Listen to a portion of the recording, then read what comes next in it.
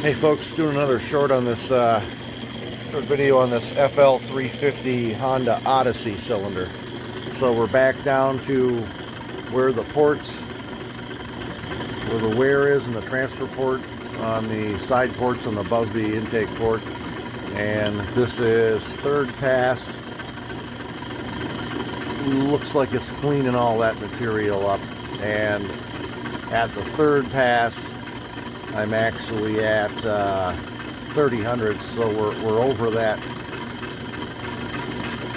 first oversized for sure. But you know, I still think with honing 4 thousandths out. In other words, this pass is only about like 3 thousandths, give or take a little. And I think even at first oversized, this probably would have cleaned. By the time we finished honed it, we'd have been out to where this area, this shadow is, and it would have cleaned up.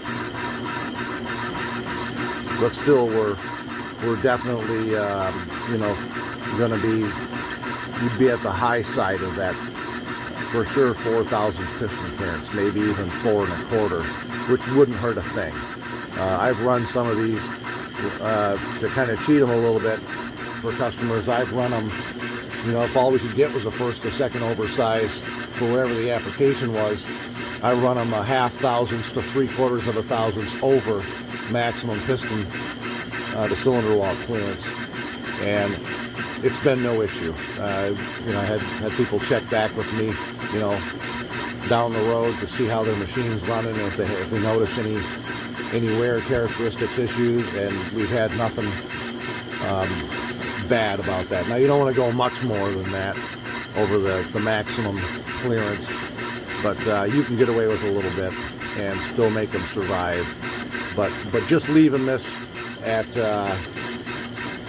you know, at a standard bore and slapping a new piston in there with standard rings would have been a definite problem. You'd have had lots of blow by, and it will run, you know, the running characteristics would have been poor.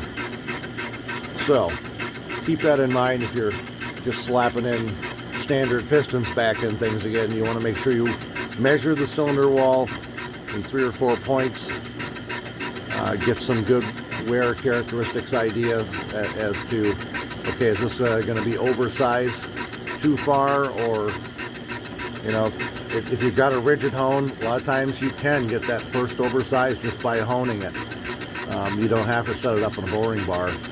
You know, that's only 10 thousandths to remove, so you can use some aggressive stones and go back in with some finished stones and do your first oversized with just a rigid sun and hone.